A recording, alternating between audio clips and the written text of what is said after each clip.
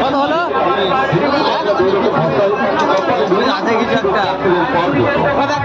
দেখো হিসাব করো। 8 14 15 20 23 23 নয় 23 নাই 24 আছে।